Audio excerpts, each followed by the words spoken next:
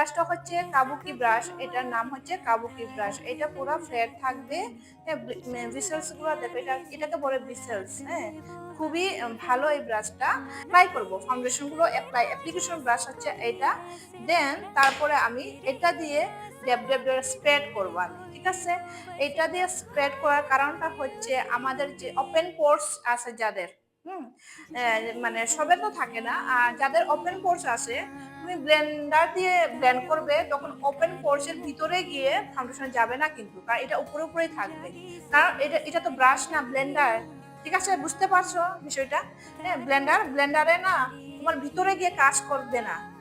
বুঝতে পারছো তো তুমি? হ্যাঁ, এইটাই কাজ করবে, কারণ এটা তো ব্রাশ। ব্রাশ তো ভিতরেই যাবে।